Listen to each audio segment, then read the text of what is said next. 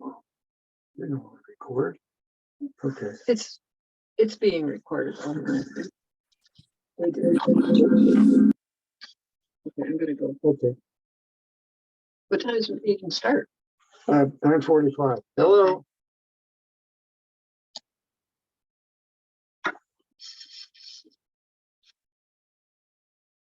Hello.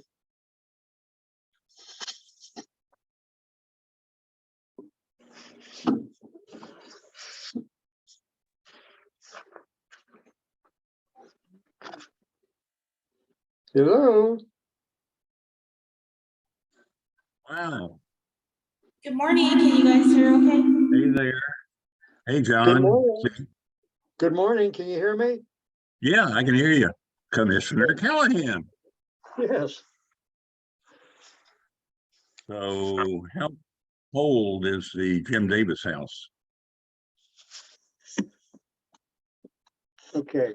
So John, I wanted to, yeah, let me see if I can orient this differently.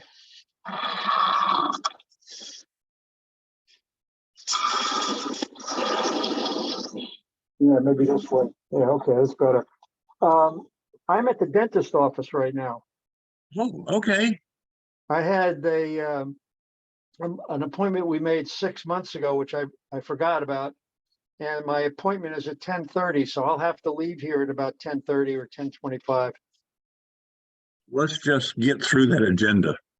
Since Yeah. it's a lot of things have been discussed at the public hearing, Chris is claiming that we can basically just make motions to get a second. And since we've already discussed it, not have a lot of time burned up discussing it a third time. Excellent. So, yeah. So, And if something happens in terms of my communication, the cell phone crap quits or whatever it is, the one thing I did want to bring up today was I understand that there was a robbery at the Green Bank. yes, yeah, And that's happened multiple times. yeah, so my suggestion that I'd like you guys to consider is authorizing a capital expenditure in the amount of almost $30,000 for a full generator, so that the generator kicks in automatically and gives power to the security systems as well as the port commissioners, or not the executive, the office down there at Green Bank. So I Let's just wanted to throw that save out. that. You got to save that for the open public meeting. Okay. What you're doing is discussing material that needs to be, discussed during an open public meeting. Okay, great. Yeah, I mean, and the good thing about, the way we work at our meetings, if something's not on the agenda, that doesn't mean we can't bring it up. If something is emergent, it definitely should be brought up. And so let's just, at 10 o'clock, when we start our full meeting, let's, I think under the section that maybe the changes to the agenda, that Okay, would be a place to do what you were just suggesting. Okay. thank you very much. Yeah. So, and we are time-wise, we're about 8 minutes away from having our work session. I think we've all been a little twitchy because of the power outages, are concerned about, having internet access or whatever. So we all showed up early. Well, we So- didn't have, we didn't get power back until 7 or 8 o'clock last night. Wow. And yeah, so we've been like 4 days without power. Wow. So Did you have a generator? I bought one of those little small ones, 2,500 watts, and that was enough to power the refrigerator and the freezer. So that was, we didn't lose anything, but we have gas fireplace, so we could keep the house, at a decent temperature, provided we kept coats on and stuff. But Well, we apparently they had a lot of problems getting power back. Yep. We had a neighbor that was generous enough to bring over a generator and fuel. Because we've always been, one of those like, oh, we need a generator, never do anything about it. And then a year or two goes by and boom, it hits again. And so he was nice enough to just say, donate it to us. And we basically ran a heater and kind of let our refrigerator stuff just kind of, take care of itself, and that worked out. So, How but you had a long? much longer outage. All right. How long were you out? I think we were out till about 1 o'clock Saturday night, 1 a.m., which would actually be Sunday morning. Then it came back home. Do you hear me okay? Opportunity to review. Oops, thank you, Chris. Yeah, not a good day. I called the motion to approve the minutes of October 12th and 26th. All in favor, say aye. Aye. Aye. Aye. The motion to approve those minutes is passed. I will make a motion. I make a motion to approve our voucher approval document dated November 9th, 2022, for the following vouchers. Voucher 22-1101 through 22-1126 for a total amount of $25,236.18. And the payroll electronic EFT vouchers 1101 through EFT-1102. Total payroll of $21,026.82. And the electronic vouchers EFT-1103 through EFT-1110 for a total amount of $19,188.05. And with the total vouchers on this voucher document of $65,451.05. Do I have a second? I'll second that. Okay. And we had the opportunity during our work session to review all the related vouchers and ask questions. So I'm going to call the motion to approve our voucher approval document dated November 9th, 2022. All in favor, say aye. Aye. Aye. Aye. The motion is unanimously passed. And if Dawn will send out the email that we can reply to, hopefully that will expedite the process of getting that to the county. Right, Dawn, Chris? That has been Yes. sent just now. Okay. Okay. So, well, David and I are replying to that. The next item on the agenda is item 7, which is public comment. Time set aside for members of the public to speak to the board.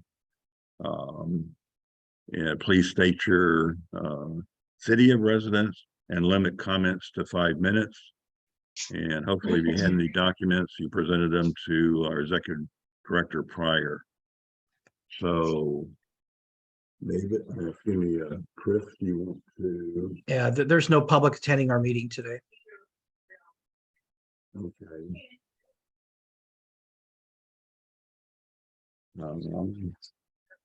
With that being said, let's go into item 8, which is the financial update, and includes a audit update. So Don, you're back. Hello. Let's see here. We have available in the general fund $104,643.12. The investments are staying at $700,000. I do expect to make a transfer before year end of somewhere between 25 and 50,000 after I talk to Chris in regards to any possible large items that may be coming up between now and the end of January. As far as the collection of the IDD funds, we have right now a total of $750,464.51 in the account. We have earned $655.40 in interest just in the 1 month and a few days of having the $500,000 in the trust investment fund. So the total IDD with interest is $1,251,000 or $100,119.91. Sorry, it was a big number to spit out. So if you take a look at our budget versus actual, it states under the property tax section, let's see here, I gotta make this bigger for myself so that I can read it.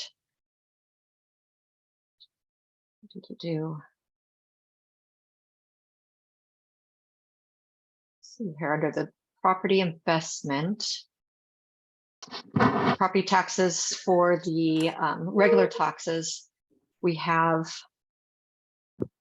93% collected.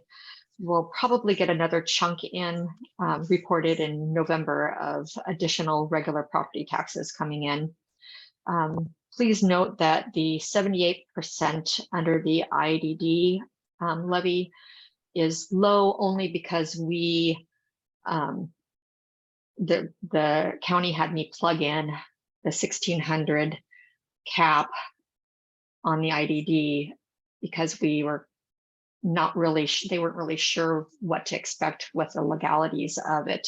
So that is a little bit low, but we are right on track. It's most likely at about 90 to 93% of what we, should be collecting. I don't understand what you just said about the county some cap or whatever. Okay, so when we do the levy calculation, they always have me put an estimated about 5%, or no, actually it's usually about $5,000 to $6,000 additional on top of what the calculation in their worksheets say for any overages, any additional property values that increase between the time of October and the end of the year. And so with the IDD, they had me inflate it greatly just because they were unsure of the verbiage and all the legalities, because there was 2 different types of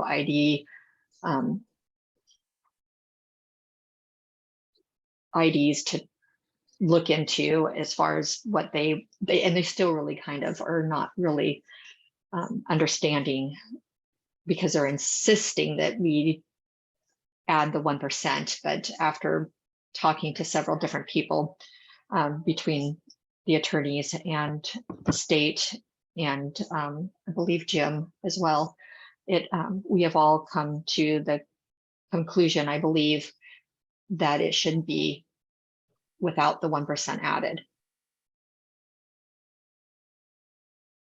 And I think that, I'm not sure, Chris, were you going to look into it one further step, or are we firm? Well, I suggested you and I have a conference call with Holly Okay. and show her okay, our 2 calculators and just Okay. kind of get to the bottom of it. okay. So, So I Either- think I just so you know, Don, I expressed my thoughts on this confusion as if the county is adding extra property tax amounts to be collected from property owners, and ultimately that is found to be incorrect, all it means is that the county is going to need to refund that money, and they would have deposited, that extra money in our account, one of our accounts, right? Mhm. And there would be a amount coming back out of one of our accounts for an erroneous collection. But all the labor is going to be up to the county to figure it out, tell us what they're going to take out of our account, and be having to give back to the property owners, right? There's not going to be anything off of us. No, no, I would assume, because really I'm not legally, sound enough in my knowledge of the terminology and everything to decipher it. Obviously, I'm reading it and it says 45 per 1,000 with the base year of 2021. To me, that doesn't bring a cap, but there's something else out there that says there's a cap. And so That's not the question. The question is, if the county does something wrong relative to our levy, mhm, then it's up to the county to fix it. No, the county's just giving us an option of claiming the 1% or not. And that comes back on us when we get audited, and it will come back on the county when they get audited as well. So they're not forcing us to take a 1%. We have the option of taking it. And Dawn and I are choosing not to take it until we find the facts so we can practice solid accounting. And I personally or professionally would not want to be a Port of Coupeville employee if it gets in the paper or anywhere else that we took extra property tax levy money, whether it was a mistake or not. It's just, to me, it's not right. Here's what I'm saying. What I'm saying is, if we have a paper trail of emails that says we don't want it, don't do it, and we get audited, we tell the auditor our email saying we told them not to do this. But it's we're not still their choice. It's our choice. Filling out the paperwork telling them what to do. Right. It's our choice, John. It's not their choice. They're saying that you can claim it, and we're saying maybe in certain years where the board may only levy 30 cents per 1,000, but we're not. We're levying the full 45 cents per 1,000. And Dawn took a lot of time to fill out these calculators for the IDD, and we're still a little confused. So we need to sit down with Holly and just have a quick conversation of here's how this goes and have her explain it. So in the meantime, we're asking for the max for this year, the upcoming year, and it's our choice. It's not the county's choice. Yeah. And even there better be a paper trail. Yeah. And even if we did the max without having these 3 months of, because 90% of the time when we get our letter in January, the property value that they gave us at the end of September is different. It's more. And that's why they have us do that estimation of an additional 5 to 10 grand, depending on, which levy it is. And right now, if we were to do the 1%, it would hit at 1,374,000. Now, without it, it's 1,360,000 something. And when we do our inflation of 5 or 6 grand, it comes up to 1,380,000. So either way, we're kind of safe. Is the way I see it. The IDD rules state, do they not, that any money we ask for under the IDD is based on the first year of that situation. Isn't that correct? That's correct. That's called the base year. Okay. Yeah. But that there's a difference between base year and cap year, valuation cap. Cap has nothing to do with the IDD, does it? Well, how I understand it is that base year is calculated. And let's say we thought it was 1.25 million. You basically are taking 1.25 million times 6, and that is your cap. That is the most money you can take between year 6 and year 20. Right. Right. So I understood it very, very cleanly. I did call Jim Darling. He said, no, I don't think you would do a 1% because you're going to spend all that money. And then we still didn't get a 100% answer. And so I wrote Holly yesterday. We were waiting to hear back from the county. She responded right away and said, well, you can claim the 1%, but it depends where you are in regards to your cap. So if you guys were to say, let's do 30 cents per 1,000 assessed, and let's go ahead and add 1%, why did we do that? Just, just calculate All that it in. does is confuse everything. I mean, Exactly. It's confusing enough for the county as it is, because they have to go backwards to that base year. That's I right. understand their proclivity in this situation, but that's just the way life is. And John's, and you're exactly right, Chris. There's absolutely nothing that I, as a port commissioner, want less than to be told that we're taking too much in taxes. So, Yeah. Paper trail or not, it's a nightmare. so if we have to pay an attorney to write a letter to the county and say, this is the way that this works, then that's what we need to do. Because, Well, I won't pay her to write a letter, and I thank you. I agree. We just want to know the truth, so Dawn could produce these calculations accurately, because in the end, it's the Port of Coupeville who's going to be audited for Hey, this. Chris, And we We're really telling- need Christina to understand that there is a Right. cap at the valuation in the letter that was given to us on January 11th of 2022, Yeah. because that's all we can do is that. Yeah, I think Well, she's I looking at the understand old. Hey, that, but we time also out have to here. understand that Time the out. most we Hey. can take is 0.45 per thousand. So the 1% doesn't work there. Yeah, time out, time out. We have a new commissioner. We have Holly's name being thrown out there, and we've had so many names thrown out. I feel sorry for John Callahan trying to keep up with this discussion. So I'm going to suggest it's blah, blah, the attorney, blah, blah, the county's auditor. Okay, just to make it easier for everybody to track who the hell you're talking about. sure. Okay. I Okay. agree. This is it's almost like acronyms. You know, when you say Joe, Joe who? Okay, got Okay. it. So Holly, Okay, do you Commissioner understand? Callahan. Holly is one of our 3 attorneys that we work with in a company called Schmelik, Sickfin and Davis. And she specializes in many things. One of those is the IDD. And she was our attorney that helped guide us through this process. Thank you. The other suggestion that I would have, because I agree with David, you know, we don't want to have our name besmirched by somebody else's mistake. Mhm. But I'm very, very, very surprised we have not gotten out of our silo on Whidbey Island and talked to other ports that have done IDDs who had property tax issues.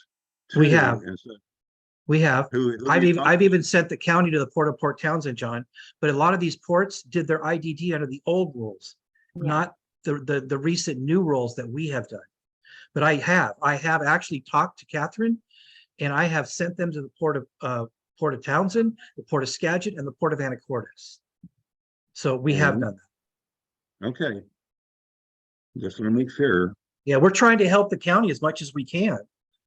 And then I think she's also, she references wax, but I wrote her back. It's in an email saying, please make sure you're looking at the right industrial development district program, because the older one sunsets, I believe, in 2025 or 2026. And we were unavailable to do that one because we have a minimum of 6 years.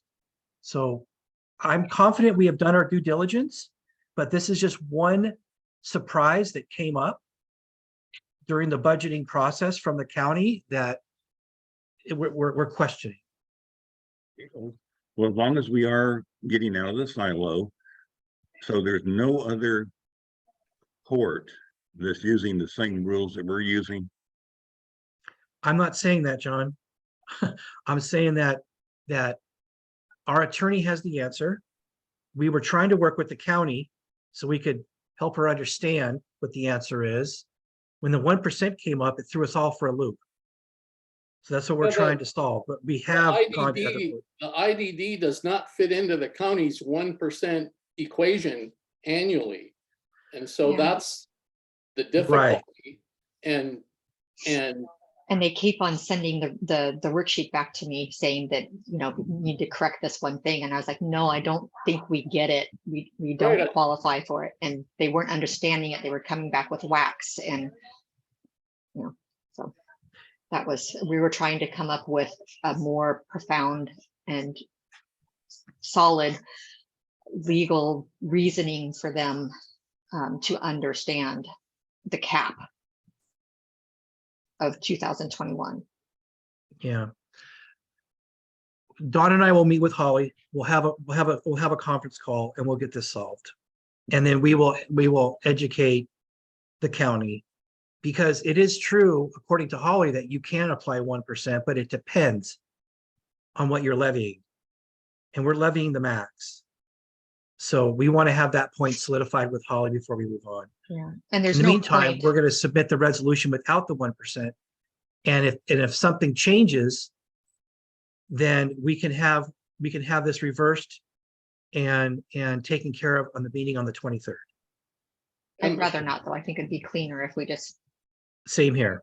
Am I correct that the amount that's added to a taxpayer's bill for the IDD, if we maintain the 45 cents per thousand, that should be the same from year to year? Isn't that correct? That is correct. So all the county has to do is go back and plug that same number in, as long as we maintain the 45 cents per thousand.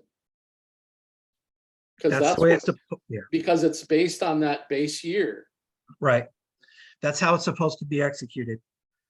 It'll become trickier when, when or if the board decides to do less than 45 cents, well, then we Right. just get more years. then we just Don't get we? more years. Yeah, because we have Exactly. 20 years.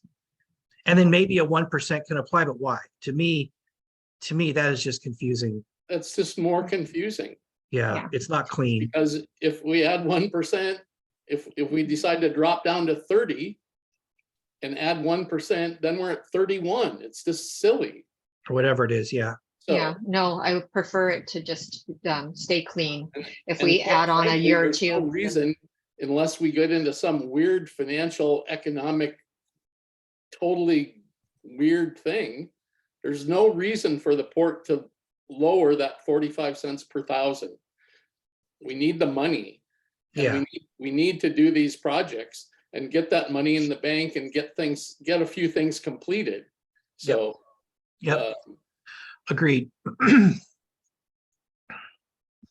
So today we'll be presenting resolution 297, which is without the 1%. But we still will get to the bottom of this. Yeah, because we want a clean instruction for Christina and the auditor's office. Yeah. So Don, you're earning your money. I definitely have Right. this week, yes.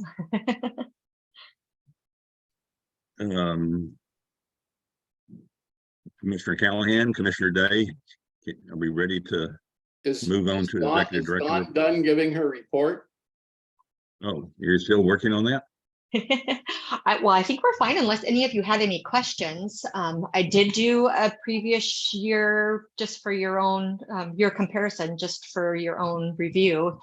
So that you could see how things were going between last year and this year.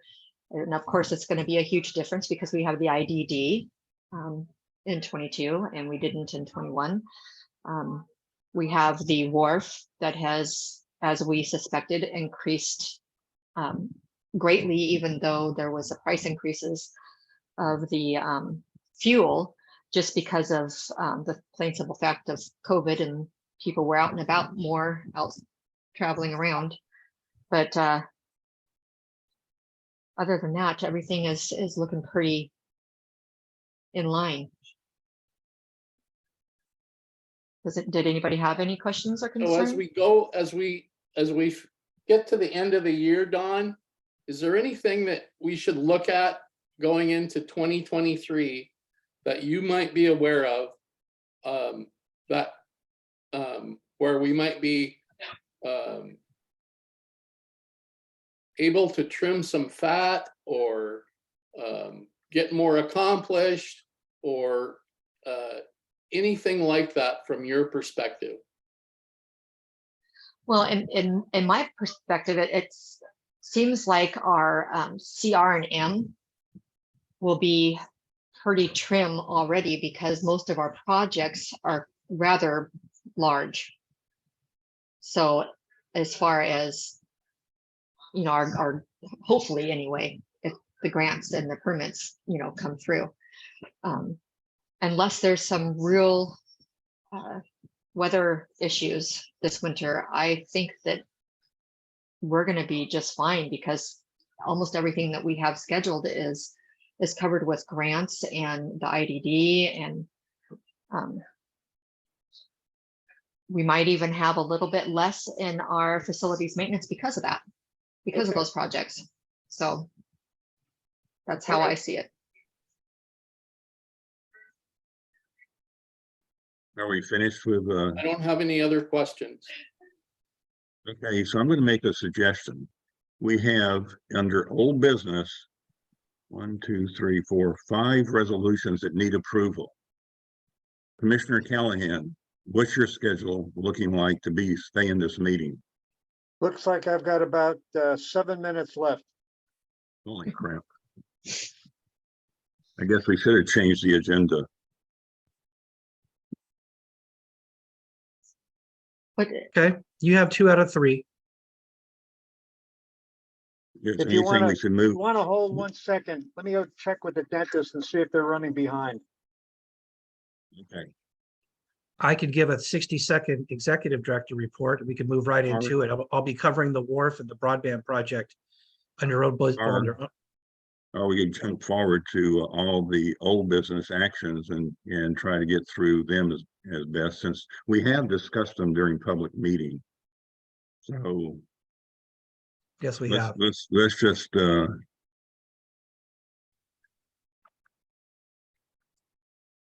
what do you think, David? Should we I don't know what you're asking. should we try to have all 3 of the commissioners participate in approving these resolutions instead of just 2 of us? Because Commissioner Callahan has a 10:30 dentist appointment. Well, are you suggesting then that we just pass all those resolutions as a bundle? Not Mm, necessarily. no, it'd have to be individually. I don't. Commissioner I don't know what Callahan, you're what'd you find suggesting. out? Nothing. We're just waiting. What my wife is going to do is she'll come get me when they call me. Okay, So the appointment was for 10:30. It's 10:30 now, but they're not, they haven't called. I would suggest we move the executive director report to be after old business, number 1. Oh, I see what you're saying. Okay, That's I fine. think Let's, so. why don't we skip to 10.3. Go to 10.3. Okay, moving to old business 10.3. There's an action item to approve the 2023 budget. We had our public hearing. We've kind of gone through every line item, including Commissioner Callahan, who spotted some questions. So I make a motion that we approve our 2023 budget. Is there a second? I'll second it. Discussion? David, are you comfortable with us moving forward on approving our budget? do we have a document that we're approving? Yeah, you're basically approving the next one, which is the resolution and the levy. Well, are we being redundant? I think we're being careful.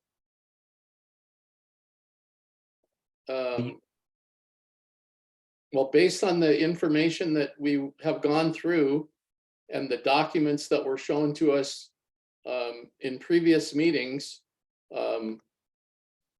I'll vote yes. Okay, have I called the motion? Wait a minute. I got a second from Commissioner Callahan. So I'm going to call the motion to approve our 2023 budget. All in favor, say aye. Aye. Aye. And stipulating that I don't see the updated version on any of our documents, I also vote aye. Version 5 was sent. You do have that version, David. It wasn't sent with the original meeting packet, but I did send it afterwards. Okay, hang on. And then next will be the resolution that supports it, Okay, which will be resolution 296. And I can put that up on the screen if you like. Try to keep up with this on Chris about showing that to all of us. So 10.4, resolution 296 is, To support the 2023 budget. yep. I make a motion that we approve resolution 296 relative to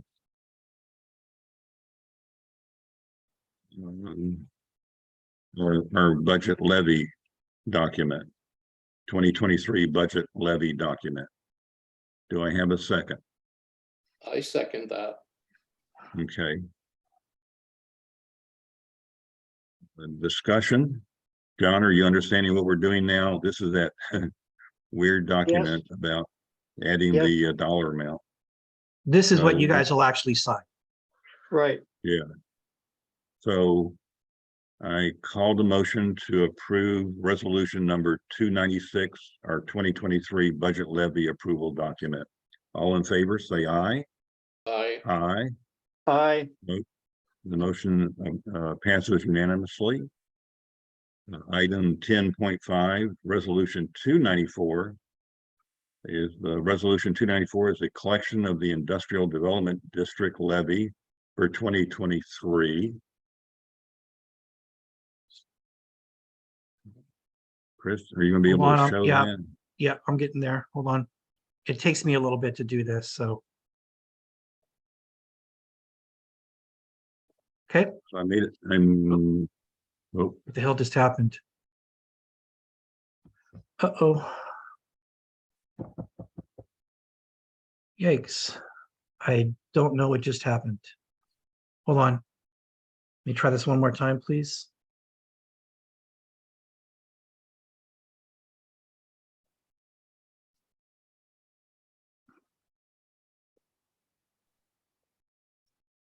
Okay. Here we go. 294, wait a minute, we need 290, yep, 294. This is approving the 45 cents per thousand for the IDD. So I've made the motion to approve this resolution. I believe I got a second from Commissioner Callahan or Can you Commissioner. scroll up, please?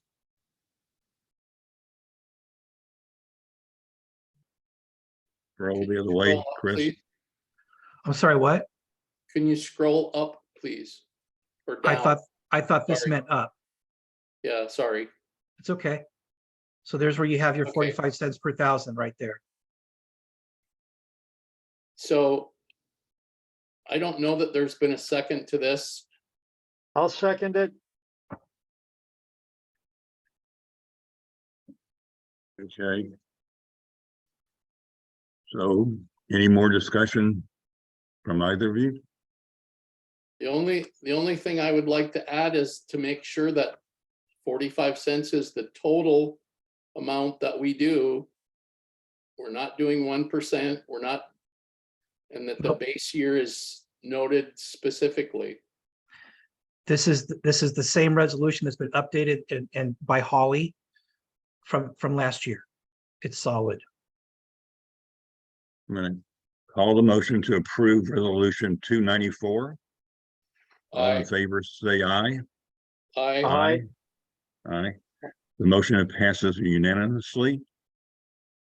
10.6 is resolution number 297. Wait a minute. How is that different, Chris? 97 297. is the IDD budget. I'm sorry, resolution 294 is actually approving the collection of a tax. And then resolution 297, let me bring it up, is actually the worksheet that we'll be submitting to the county. So there are two different things that we do there. So let me get this up for you. So one is actually approving that there's going to be an IDD taken out. And the next one is the Authorizing resolution the county to collect the money. to the county. That is correct. Good.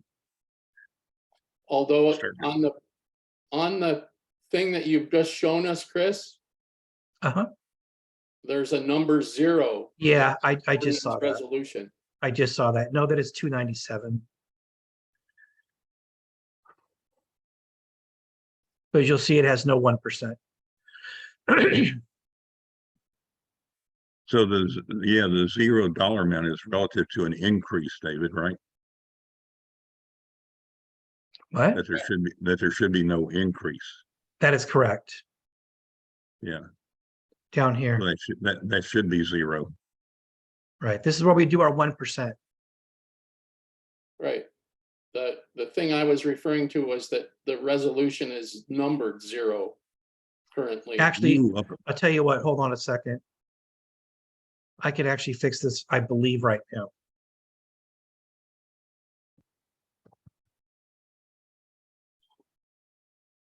Can you guys see that on my screen? It still says 0. Okay, Yeah. so hold on one second, please. We could approve the motion contingent that the document be numbered correctly. Here, how's that? Perfect. Thank you. I I move call that the motion. we approve ordinance resolution number 297, authorizing the county to collect 45 cents per thousand under our IDD levy. Second. I call the motion to approve resolution number 297. All in favor, say aye. Aye. Aye. Aye. Motion passes unanimously.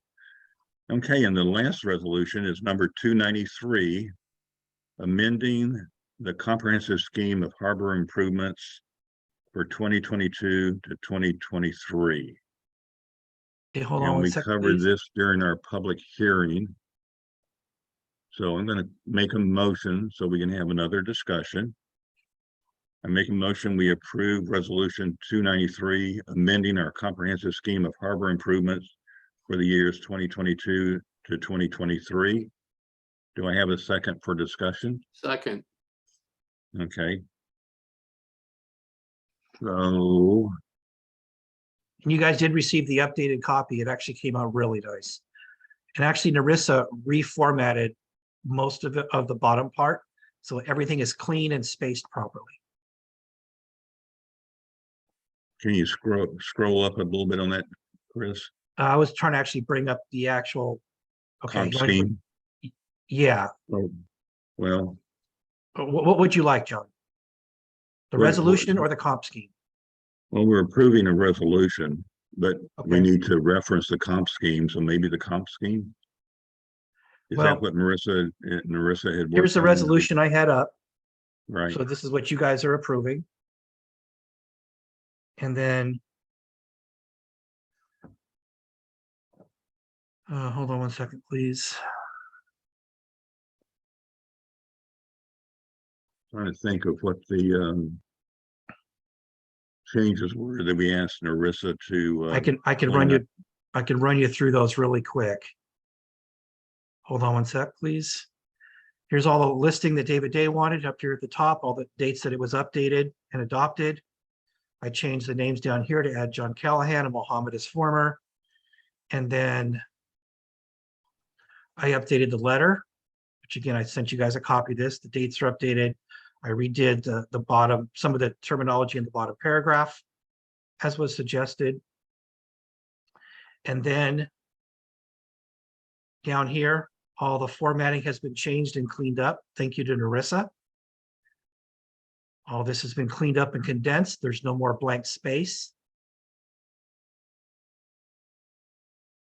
And then down at the very, you can see this is all, none of the verbiage has been cut off.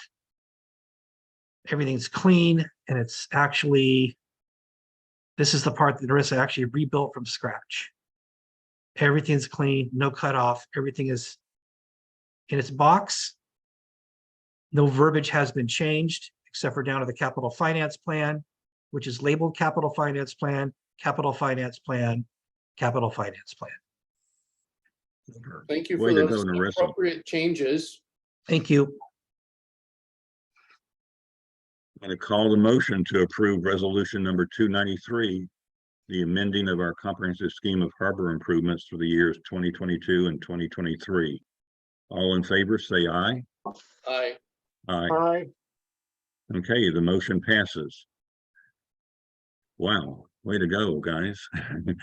And Narissa, super job. And Chris, Yeah, Don, boy, you did some heavy lifting since our last meeting. yeah, a lot going on. So Okay, do we guys, want, I've got to get going. okay, So see you, Thank- Commissioner Callahan. Thank you, The John. word's thank you very getting- much for being patient with me. I appreciate it. The word's out there that you're our new commissioner. I got asked by one of our state representatives about who our new District 3 commissioner was, and he was pleased to hear we had one. So, John, don't Cool. forget to reply all to the warrant voucher approval email. I will do that. Okay, Don, that thank will- you. That will be All right, later bye-bye. today, Don, just so you know. Okay. Bye. bye now. He Have a says, good "Get me out rest of of the here." day. So I think we should go back to item 9, get that done, and then we'll go back to item 10, old business, and pick up 10.1 and 10.2. So Chris, you're up Sure. at bat for executive director report. Yeah, so I'll go over the wharf and the broadband in 10.1 and 10.2. So mainly the farm. As you know, there's been a lot of pushback from Jason Blair in Unit C-103 about letting us enter the unit. After having this discussion with Tim, our attorney, Mr. Blair was incorrect in saying that. He was reading off residential wax and not commercial wax, but we have a plan in place. We have a mold expert that we're able to wrangle to come in on November the 15th at 10 a.m. And as you saw in the emails, Mr. Blair was pushing back, but he doesn't have the right to push back. So we will be going in at 10 a.m. on that day to have a mold expert conduct their readings and do an assessment on any risk that could be accumulating in that unit. As anything else, there's some, we're actually working on the new lease template.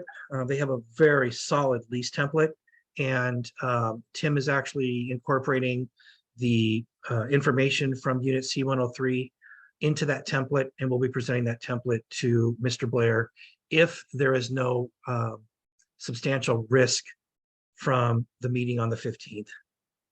So that's the plan going forward.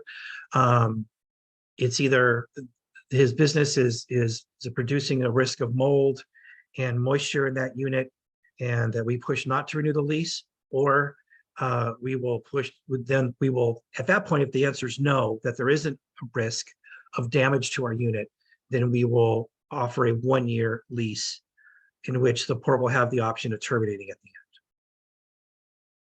So that's what's going on there with the Unit C-103. We had storm damage at the farm, not a lot. One of our light poles blew a topper off, but thankfully the guy was there yesterday giving us a bid on the final phase of the stadium lights and took the topper with them. Is going to have it replaced or repaired and come back and install it. But the new lights are beautiful. Now that it's darker early, when you leave the office, boy, the front and the back of the barns are beautifully lit, and it's just even got a compliment from one of our tenants.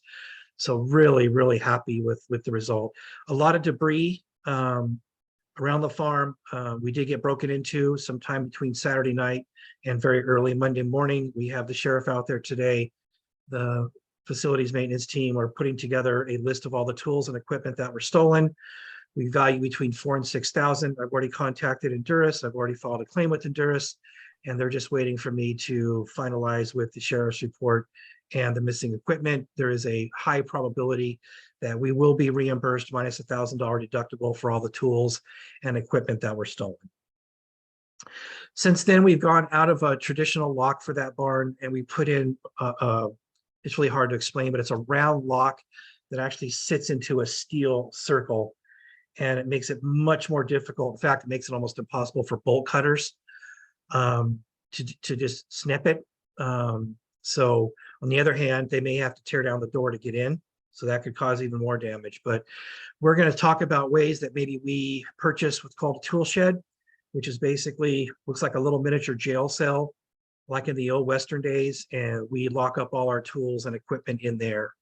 The other thought that obviously Commissioner Callahan won't be here to bring up, but he had made the suggestion of a generator. So when it powers on, the alarm system that is attached to barn D, the tractor barn, and our office is on the same line. Because we actually did that ourselves.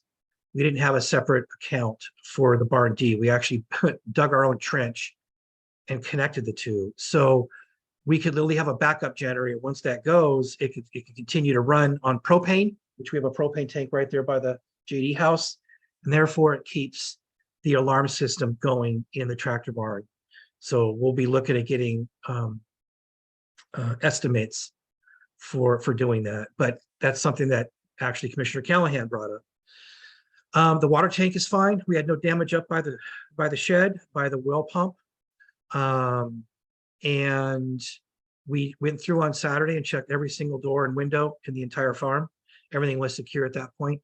So no major damage at the farm, just a lot of downed trees and some minor stuff, but the crew's already cleaning it up. So as far as the farm is concerned, that's all I really have to report. Unless you guys have any down questions. trees, Chris, where are the down trees? I don't know. I personally have not been there yet. It's a lot of branches and just a lot of debris, but most of the time we will get a down tree on that back. I don't know the exact location, but there's a back service road that goes along the marsh, and that's typically in the back of the Wazoo Master Gardens. That's typically in high winds where we'll get a tree that's split or that is down. So that's all I have for the farm. How about we touch on the broadband, because there is some important information there that the community probably should hear. Do you want me to wait for 10.1 on that? It's an agenda item. Okay, let's do that then. We'll save that for 10.2. So And I've got a Chris, wharf update as well, so I can say so that. I'd like to reference your final notation on your written ED report. And that's a bid to replace 8 propane heaters in barn A. Oh yeah, sorry about that. Yes, so we're So that's the reason that I asked for the energy resolution. mhm. And I would really like to suggest that we look for an alternative to a propane heaters in that structure, if for no other reason based on our resolution. Well, like we've talked about in the past meeting, David, if you want me to hire someone to show up to a meeting, I'll have them do that. The most efficient way to heat that barn is with those propane heaters. We've been told that by AP Mechanical and Marshalls. They both said the same thing. That's the most efficient way to heat that barn. Direct heat won't work. The heat pumps won't work. Even though we had a heat pump installed for the rest of the building, but for that section of the event center, we were told that that's the most efficient way to heat that space. So unless there's technology out there that those two companies and myself is not aware of, I don't know what else to do. Do those existing propane heaters,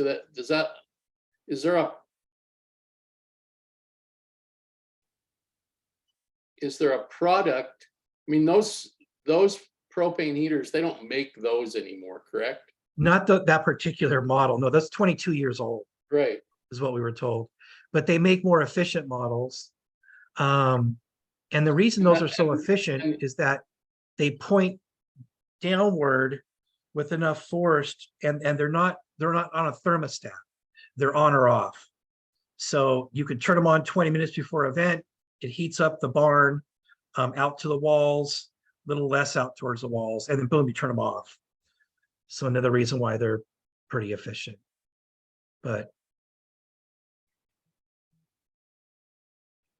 Well, I just want to make sure that we have exhausted all alternatives. yeah. Because Well, I'm a fan of you like for infrared and direct heat, but in that barn, there's too big of a space for that. Obviously, the wall, they make these electric heaters run on the base of the wall. Those are just crap, in my opinion. no, They I don't work. understand Yeah. that. And then we did look at the volume of that space for heat pumps, and it Well, just we'd doesn't work be out. heating the air above in the roof section, so. I Yeah, get that was part of the problem was that where do you Right. vent down, right?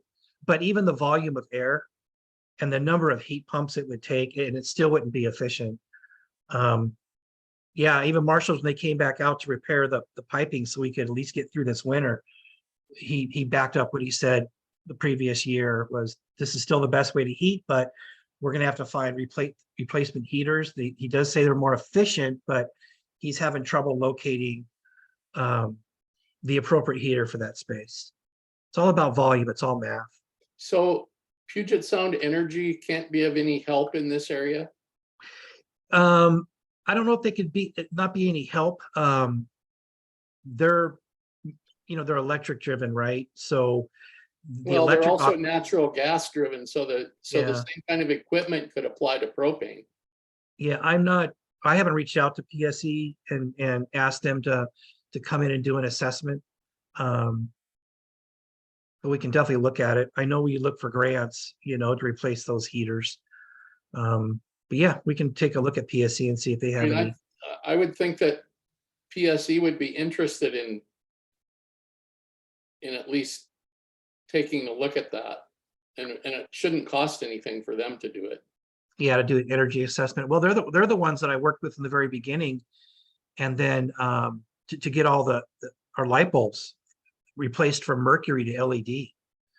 So Right, and again, I'm referencing the resolution that says we're going to do our very best to lower our greenhouse gas consumption, sure, production, excuse me. yeah, So anyway, that was my reasoning behind asking for that document. sure, And yeah. It's good that we keep that document in our forefront, right? Anything we do. So are we ready to go to old business so Chris can talk about wharf update and 10.1 and 10.2? I believe so. Okay, old business 10.1 wharf update. Okay, so let me just start off with the stuff that's in the front of my head. So a little bit of storm damage, nothing big. All the tarping that our inside crew did on the west wall held beautifully, and the tarp that was done on the roof held. So really happy about that. That should take us through right to roof replacement, which is good. We just had a couple light fixtures blow off, one along the causeway it's been loose and giving us trouble for a while, but it was still attached, so we were able to recover it, and we'll reattach that. And then we had just a couple planks in some of our fencing for some reason that were dry rotted along on the left, right at the entry point to the causeway, which is a section of fence we're discussing on how we're going to replace anyways, but nothing major. No report of broken floats or missing floats. Of course, we've replaced approximately 10 to 12 floats over the last year due to storms. So the wharf held up really well, considering gusts of 60 to 70 miles per hour. Okay, boy, it's gonna be a long one. So let's talk about the roof first. I present on the 15th to the board for the historic review. I've written a letter, which I think I've shared with you guys. That's a narrative on why we would replace the roof and utilize the metal shingles. Since then, I have met with Marie Shimada of EB's Reserve, as well as Joshua from the town's planning department, and they all agree that there should be a metal roof. The reason we have to go through this hoop is because it states in the town's ordinances that historic structures cannot use metal roofing. But then you look at the Honey Bear building and you look at our neighbor next door, Allen Vale, and they have metal roofs. So there's an argument to be made, and I think that we are going to be fine utilizing the metal shingled material. In fact, Claudia, who is no longer with DB's Reserve, that was their preservation specialist, is going to be speaking in public comment in favor of the wharf utilizing the metal roof. So that's what that was all about last week, that kind of cropped up and so forth. So I have a letter. I just have to do a little bit of tweaking to it, add some history, and then I'll be presenting this to the board on the 15th of November. I don't anticipate any delays in moving forward, and I think the town of Coupeville understands the importance of this project. It is working with us closely, so that's a good thing. Is that a public meeting, Chris? It is, yes, yeah. And where's it The held? public can attend that meeting. I do not know where it's going to be yet. It was supposed to be in the commissioner's room, but the commissioners moved their meeting from the 23rd to the 15th because of the Thanksgiving holiday. And so now they're scrambling to find another place, but that is a public meeting, David. Yes. So they're giving me a 5-minute, 3 to 5 minute, public comment section opportunity. So I'll be basically just reading the letter to them. Okay, on to piles and caps. Wow, a lot has happened in just 72 hours. So we did hear back from NIMS. They came back with a suggestion that they did get our mitigation points of 44. And Sarah at the Corps has been fantastic in this process as of late. They came back with a proposal to plant with a plant plan the entire grass area right across from the museum, which is a national park scenic easement that Rick at the museum is responsible for. They put this plan as an option in place, and after speaking with them as well as Rick, this is not an option because they want us to plant high hedges and trees, and that cannot be done in that space. And Rick will not allow it to be done in that space. Rick was actually very open to a plant plan, but when you really think about it, this is going to take months, and we don't want to wait months. So I spoke with Doug again, and the Corps as well as NIPS came back and said, hey, if you're going to be removing an extra 9 piles that were old bumper piles that aren't going to be replaced, and if you could remove these 3 or 4 piles that run along the east side of the causeway, then you can further lower those mitigation points. So that's where Doug and I are pointing right now, is the plant plan.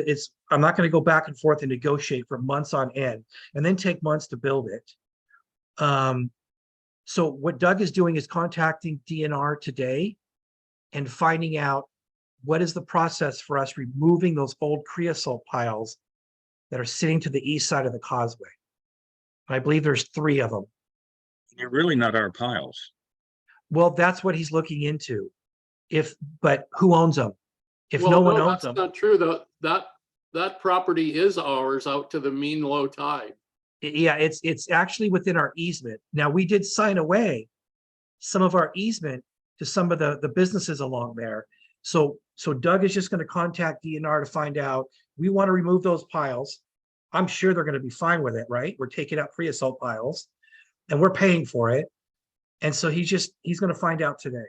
We So sold a small portion of our property to the Crones for one particular item. yeah, That doesn't affect the rest of the waterfront at all.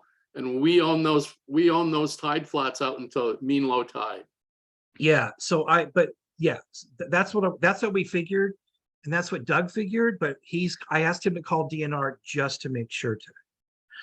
So here's how it sits right now is the NIMS had come back to us and said, well, if you're not going to do a plant plan, then we will have to resubmit this. And we said, we're not going to the back of the line. There is no way. And they said, no, we should be able to turn this around very quickly if you're just going to go forward and pay for the mitigation points. And so what Doug is trying to do is get the okay to remove those extra piles. He's gonna redo just those mitigation points to lower it, and then submit that back, and then try to get that approved as soon as possible. So it may be less than the 88,000, that we were quoted earlier at 1,417 per mitigation point. So that's where we are now. There's a lot of back and forth, lot of good ideas. I mean, when NIMS gets, when they respond with a lot of content. So the only other factor is whether or not we need a specific biological survey due to pilot whales and orca whales coming in. Doug has already responded to NIMS, letting them know that they have not been spotted there for the last 20 or 30 years at any consistency. So that will change how the biological survey and all of that is executed during the pile driving. We're still doing bubble jackets and things like that. So a lot going on, a lot happening, but it's pointing in the right direction. They are well aware that our $320,000 grant expires on June 30th of next year. So right now, Doug and I feel confident that they are going to approve this permit, and that we would have hopefully a good enough window to get the bid out there and then get this going. The question is whether or not we are going to actually be able to start construction before the window closes in February. We're going to shoot for it. I think we'll have the permit by then, but whether or not we will actually have a vendor that wins the bid and can actually be there to do it, that's out of our hands right now. So that's where we are. A lot of back and forth. Well, I hate to bring this up since Commissioner Callahan is not available, but he was a longtime NOAA executive, and I don't know if you discussed this situation with him or not, Chris, but maybe he knows somebody there. Well, at this point, I'm sure he does. He was a captain in charge of a fleet of 3 ships. At this point, NIMS is responding, and we have a rep, and the rep has already responded and said, well, look, if you're not going to do a plant plan, then resubmit your calculator points, and we'll get this turned around pretty quickly. So at this point, we're in the groove. And so it's just a matter of we're pushing. Are we at 3 years yet? We will be on January the 4th of 2023. But we can't wait till January 4th. We need to get this thing approved in the next 2 to 3 weeks. They have 45 days, by the way. And that 45 day clock already started ticking 2 weeks ago. So one of the first questions I asked was, hey, we're not going to do a plant plan. So we're not going to the back of the line. We're not going to reset this clock. And Doug said, no. They have to respond. So I feel confident that I'm hoping within the next 2 to 3 weeks that we get our permit. I know the Corps is ready to approve it. And once NIMS approves it, we may have to go back and, go back to the Fish and Wildlife and some of the others, but we're pushing. Okay. I want to let you know that we are in-house now that Jeff's on board. We are going to be, he knows how to do masonry work. So he is going to be doing some masonry work around each of those 2 cherry trees. I just got alerted or got a phone call Monday, but I couldn't respond. The gentleman who's responsible for taking out the whale wheel and reconditioning it and then reinstalling it because it's sinking on one side. Just want you to know that project is going to be underway here at some point. And then we're still waiting for those benches. We're still waiting for the benches. The fuel tanks, we're still waiting for bids on the fuel tanks. It's been difficult because there's only one company that manufactures the size of fuel tank that we need. And in order for us to keep this clean and to have a clean option of replacement, we have to replace them with like and kind. So we are just struggling getting a bid to have those tanks cost out being built. So we're still working on that. Isn't it possible to put a smaller tank in, Chris? Obviously, we can't put a bigger one in, but couldn't we put a smaller tank in? Yeah, we could, but I don't know how that affects everything else after it. Like, I don't know if that affects the size of the pipe that runs down. I'm not sure. But you know what? I'll ask Brian that option, but either way, the tanks have to be manufactured. Right. I'm just yeah. suggesting that somebody else could be in the mix as opposed to one company who makes one size tank. Yeah, yeah. I mean, I don't think there was an abundance of companies manufacturing these tanks to begin with before COVID, according to Brian, but we've all been told by the same guy, I mean, that the guy we're using, excuse me, if you're gonna have any of your tanks repaired or replaced, you've got the right person. Okay. So I know we have the right vendor. We are gonna have to go out to public bid and do all that, but we need to get a bid first. And I imagine it's gonna be upwards of $100,000 to $200,000. But I'll wait. But just let you know that hasn't dropped off our radar. We're just waiting, and Danielle's been pushing. So outside of that, that's kind of the major wharf updates. Need to move on to 10.2. If you guys have no more questions on the wharf, I can go to 10.2. I don't have any other questions on the war. Okay. Am I okay to go to 10.2, John? Sure. Okay. That's- So David, where we are- David's showing his happy face with permitting or lack of permitting. Yeah, well, we've been dealing with I it for, just think, you know, like I am all for environmental things making sense. But, you know, I'm also for historic structures, and there has to be some kind of balance, and there hasn't been any balance. And yeah, well, and this is, I mean, this is why I ran, and this is why I was elected, and I'm just frustrated that this is, you know, I mean, the county is costing us money, the town is costing us money. Actually, the county's not, but the town is costing us money. The federal government is costing us nothing but money, and we have, you know, it's just very frustrating. And yeah, and we actually have no idea, none, what any of this work is going to cost at this point. no, we don't. Thank God for an IDD, right? Well, I So- guess, Yeah. you know, Well, it's been 2 years and 10 months as of November 4th. So, right? I yeah, mean, it's just it's unimaginable to me that Yeah. the powers that be would like to see that structure fall into the water. It's just, you know, it's just unimaginable to me. So yeah. I Let's forgive see if me. we hear some, let's see if we hear some brighter news in the broadband part then. Yeah, so Okay. broadband's a big update as well, a lot going on there. The PWB contract has been executed. There's a bucket of things that have to be taken care of. Just a lot of administrative, updating our insurance in crime, which we have at 10,000, now has to be 2 million. That has to be done through Endurus or an underwriter through Endurus. So Narissa is actually working on that. I'm hoping to hear back soon on that. We have to have an account set up with sam.gov to receive federal funding. They went through a big change in their system back in April. It kicked us out after I spent weeks focusing on this. Now we're having to reapply all over again. We cannot receive any monies without a sam.gov account. And it requires such documents as our founding document for the port. They won't accept resolution number 1. It has to be founding documents, which we don't have. No one has, not even the county. So it's just been a lot of administrative, a lot more than you can imagine. But the contract has been executed. I am now meeting with Petrichor, Astound, and 3 other ports. The Port of Bellingham, the Port of Woodland, and the Port of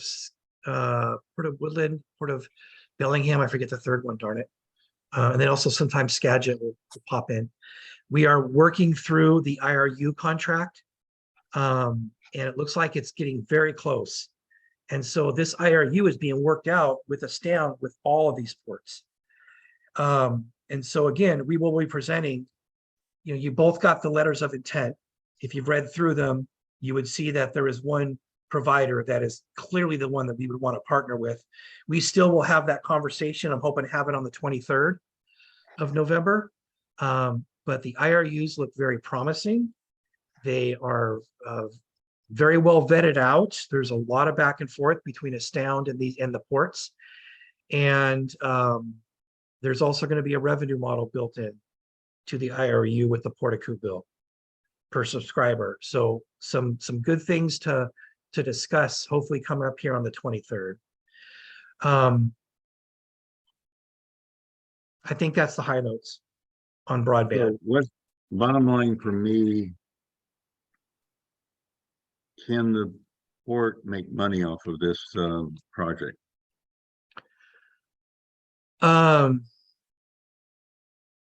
the IRU hasn't been completed yet, but the port will have a revenue plan built into it per subscriber. So any subscriber that is lit up over the system that was built, the port will get a monthly fee for that. And that's to be negotiated still. No, we're towards the end of that negotiation, but it's not finalized yet, so I don't want to release any information. But they will be once we get the IRU drafted, that goes right to you guys. As soon as I get it, it'll go right to you guys. But there will be a monthly revenue built into the IRU. And this is all the ports that are working on this particular IRU document have Yes. the same type of, Yes. From the Port of Bellingham down to us, it's the same amount. good, way to go. Yeah, it's coming along well. The challenges with this, and there have been many so far, but the challenge is going to be understanding not only the federal grant process, but the federal construction process. The first thing they did was hand me an 88-page document that said, here are the federal guidelines. That's not even the state document. That's the federal document. So there is a humongous learning curve that Mary, I've given a lot of this, Mary's going to help me on. We may have to bring in a consultant, obviously looking at Petrichor and other ports, because this is just a whole language all of its own. And pretty intense stuff. You know, this port has never done a federal program before, let alone construction. So it'll trigger single annual audits and accounting procedures that are above and beyond what we do now. So We're no longer a small port. We're now in the stepping No. up to at least AAA. no, we're not a small port at all. You know, we may have, you know, my other ports, a small staff. We are not doing small things. These are, you think about it, it's a $5 million project. The wharf's a $5 or $6 million project. You know, the farm is $1 million project. There's a lot of stuff going on, and now we're using state, local, and federal funds. So and that's Mary's role right now, is to dive in and not worry as much about facilities maintenance as to start learning procurement, small works roster, public works projects, state guidelines and federal guidelines. And that's not something you learn in a few months. So we're attending seminars. Mary's attending seminars, being a part of the procurement group from WIPA. We're trying to pull in every resource we can. And then really, we're even looking at, you know, conferences that we go to that we pay for. That's why we put training in our budget for next year. With all this federal money, all these companies are popping up and ramping up their training programs for ports and other municipalities that don't have this experience. I'd like Well- to be involved in some of that training, if there is anything that has to do with the federal contracts, grant contracts, and Yeah, we were hoping to learn from you. was gonna well, be the actual reporting of it is Right. keeping the records is fine. Yeah. It's just there's different guidelines and they change, and it's been a while. Yeah, and I even asked, was it Gina at the Small Ports Conference, what kind of support do you have for federal support with all this construction money? And there are tools that they are going to have on their website too. So Okay. we're just trying to get a hold of all the information we can and digest it. Mary's been kind of the tip of the spear on that. Do we have an actual contract yet? We do. Okay. Okay. Yeah, I'll get it to you. It's been executed digitally and I'll get it out. It's the same contract that the board has already received, but it was interesting because I was going to hold off and not sign it until we had the IRU, because I told the PWB board that we don't have the IRU yet. But because they utilized John's signature early in the process, the only other signature they needed was the attorney. And Seth wanted to scrape it one more time and go through it. So it's an executed contract. And I'll get you a copy of that. Okay, I've got the Yeah. binder ready. Yeah, like I said, make it probably about a 4 to 6 inch binder because you're gonna get a Yeah. lot of stuff. And I printed out all of the acronyms and the definitions and all that Yeah. stuff, just in case Yeah. it's needed. But the actual paperwork, as long as we just keep really good records, we'll be okay. It's following the contractual part of it and the bidding part of it that can get a little messy. Oh, yeah, yeah, I'm glad to hear that we have this herd of other ports that are in the same Mhm. pathway with the same legal and logistical issues. So we're not the lone stranger out there.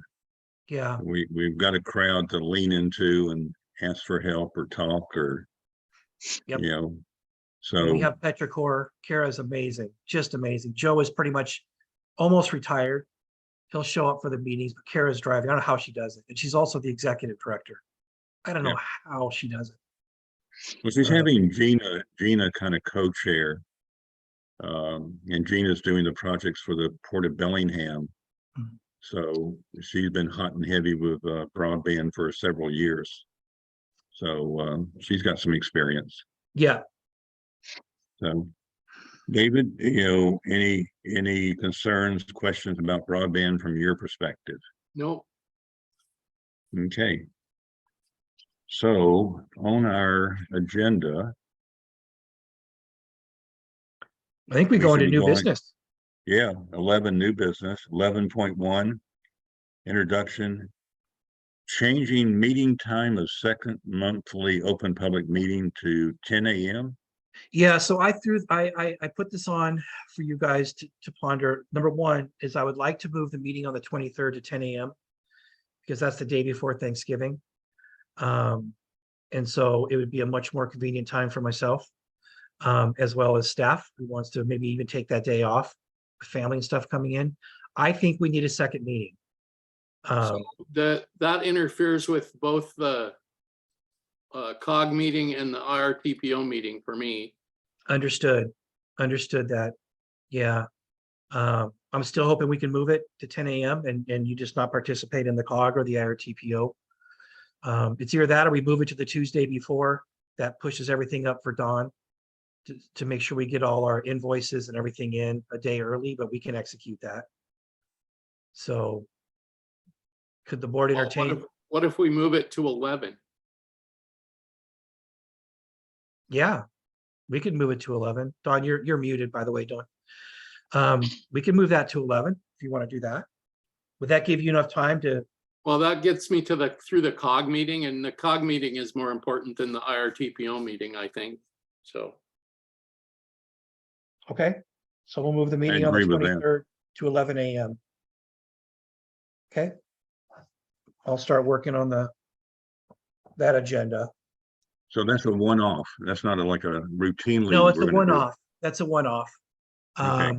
And then the second thing was, for the last couple of years, I've been working around this 6 p.m. meeting.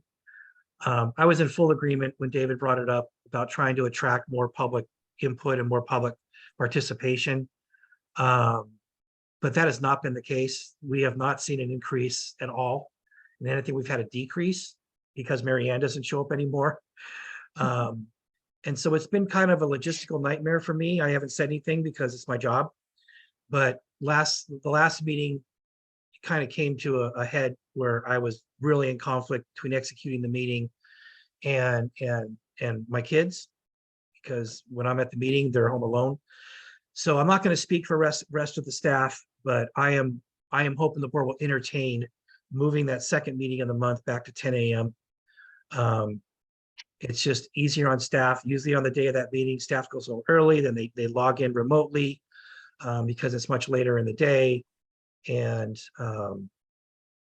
well, if you want to maintain that on a Wednesday, no matter who's serving on the COG or the IRTPO, it's going to be a conflict. So yeah, we are required to participate in both of those. We're voting members on both of those entities. So what you're discussing either means we have to change Could the it- day, or, you know, again, we could move to noon, we could move to 1 PM. Yeah. Right. I'm not opposed to either of those things.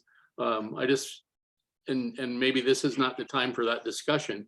But I understand the situation, and I'm certainly willing to discuss it.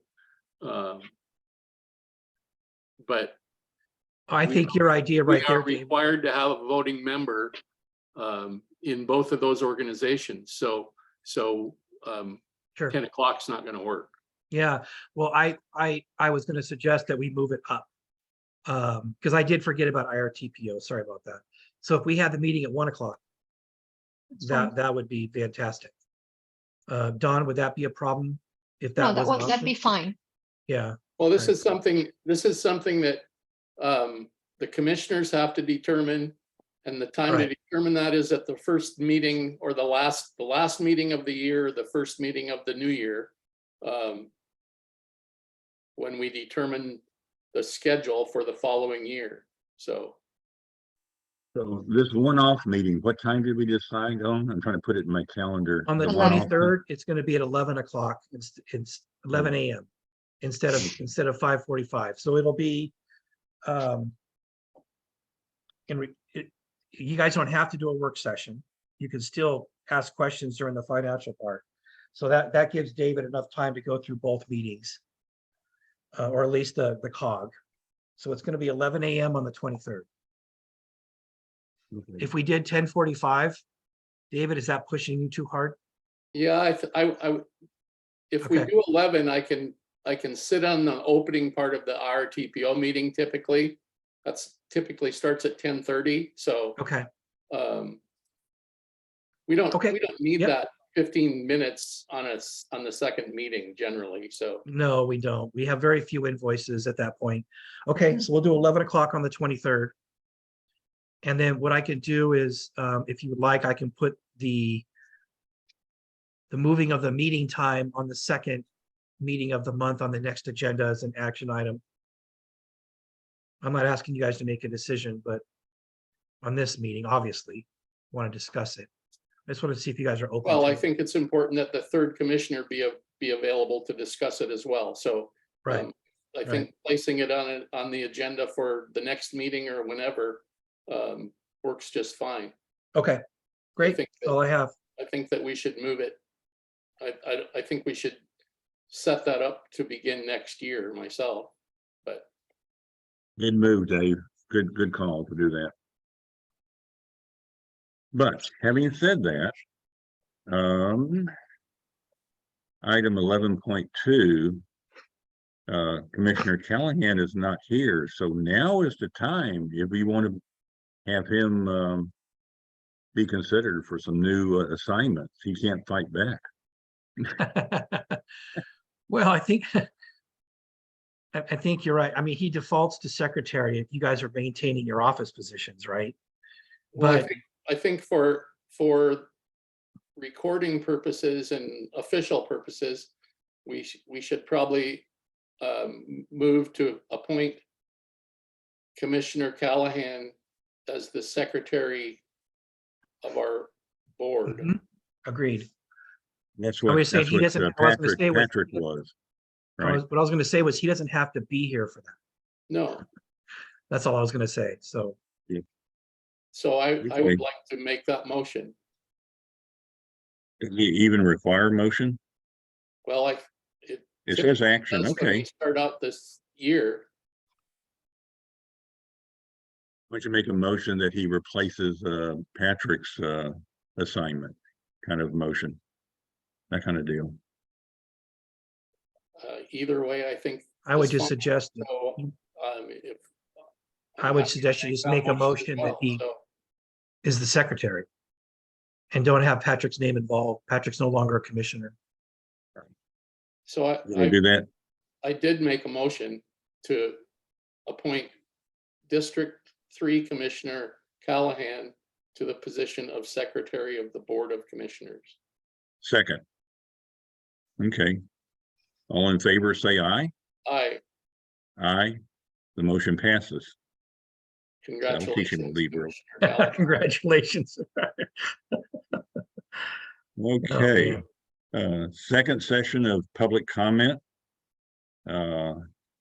Let's see. There's no public attending at this Who point.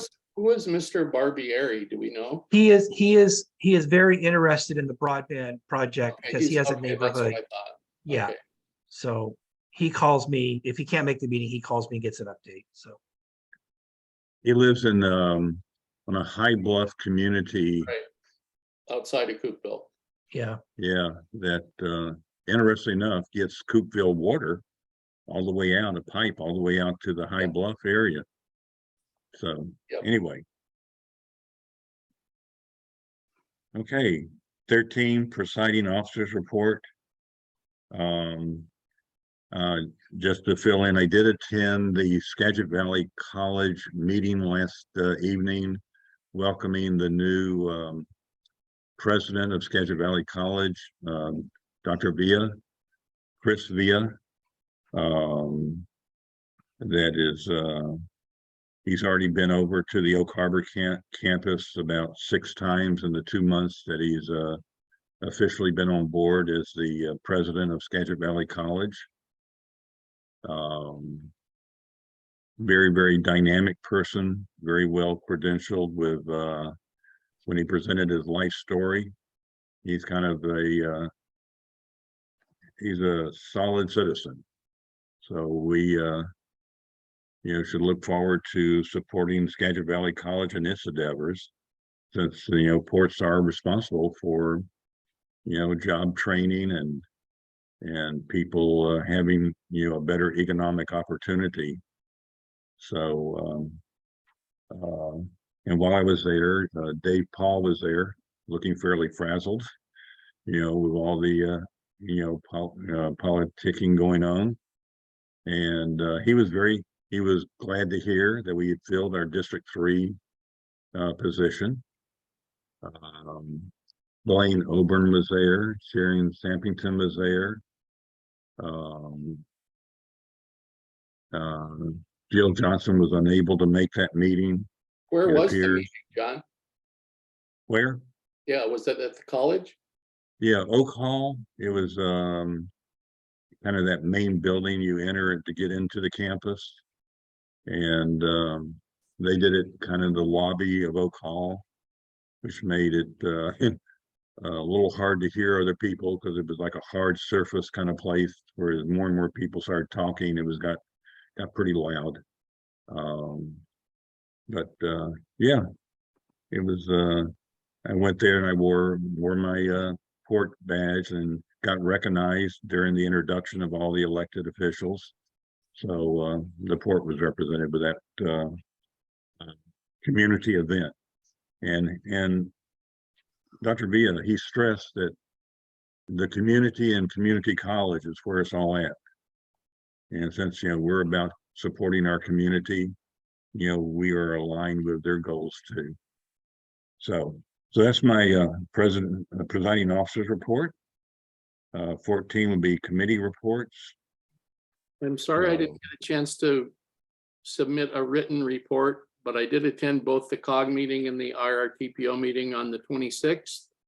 The COG meeting dealt with legislative asks. A representative from Mr. Larson's office was there. A representative from Patty Murray's office was there. Dave Paul himself was there. Greg Gilday was there. There was no one from Senator Cantwell's office present. And Senator, our local senator was also there. The COG basically went organization by organization through our legislative concerns. The representatives went through their I guess responses in some cases, and also their letting us know what they've been doing. I did thank Chris Dingle from Commissioner or from Representative Larson's office for all the help that he's been giving us Mhm. in the situations that have called for that. I also have heard a couple different times now from Ann Larson, who is Senator Murray's representative here in this part of her area. I forwarded some information to Chris and Narissa regarding one of those conversations. And she also has been leaning a little bit into the situation at the wharf from Senator Murray's perspective. So I think all in all, people were heard, and after last night, I don't think there's going to be a whole lot of changes. I think perhaps Rep. Gilday will no longer be with us, but that hasn't been determined yet. So anyway, Who was missing, Dave? You said that last person that was missing. the Senator, no one from Senator Cantwell's office participated in that meeting. Ron Mazzell was there. Ron Mazzell was there. And had nothing that referenced anything from the port, really. But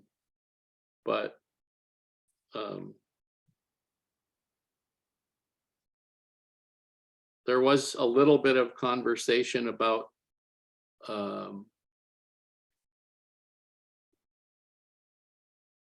Oak Harbor's growth plan a little bit, and then the opportunities available for extending certain services further than they are toward Penn Cove, if you get my drift. So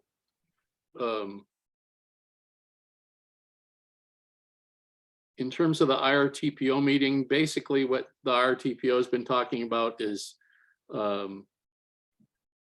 the transportation projects that are proposed and ranked by the technical committee. And those are, again, have very little to do with the port, but theoretically could make it easier to get around on the island over the next 5 years. So at the end of that conversation, however, Kurt Gordon spoke up about Eisenberg Airport. I've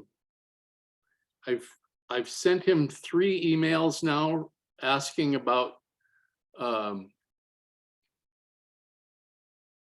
his feelings about expanding the Port of Coupeville, or expanding the port system on Whidbey Island, or expanding the port system island wide. I haven't had no response from him. So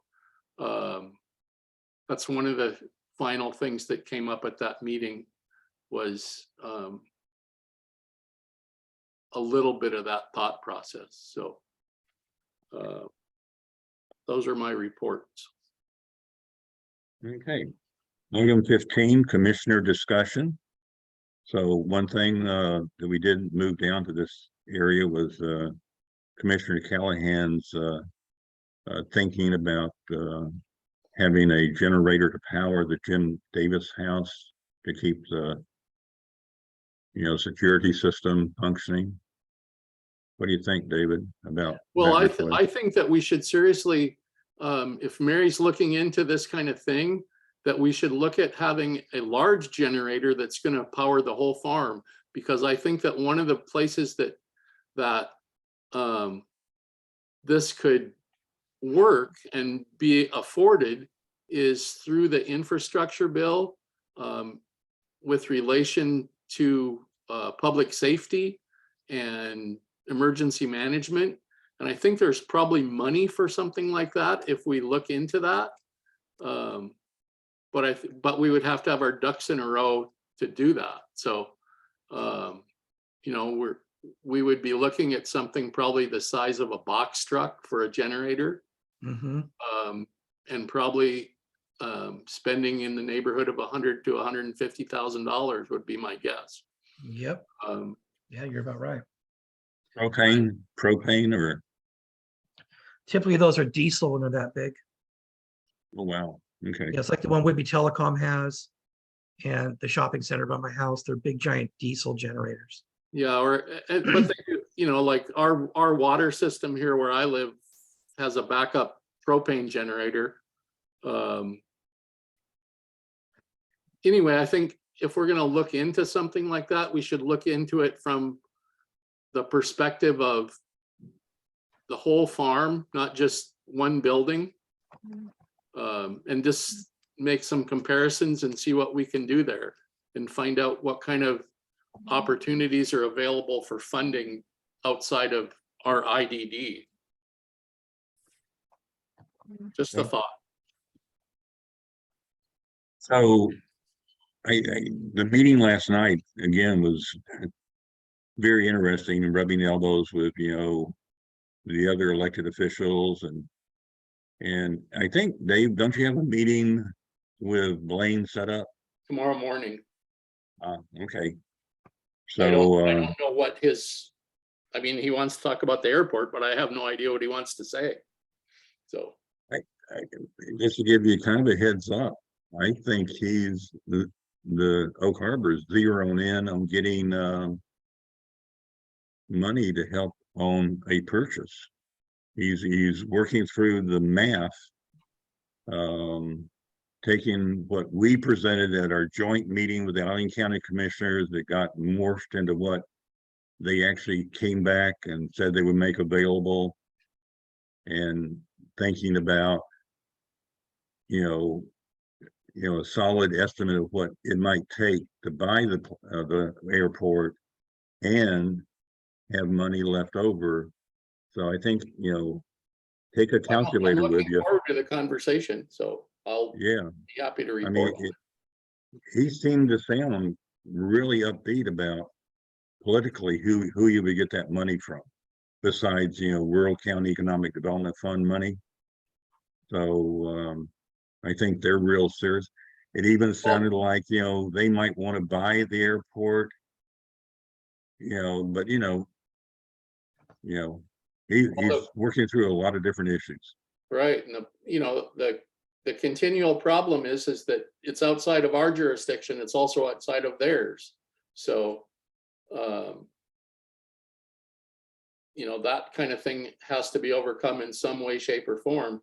And that's why I continue to bring up the idea of enlarging the port of Coupeville, or expanding or creating a North Whidbey port, or a something. So He touched on that too, that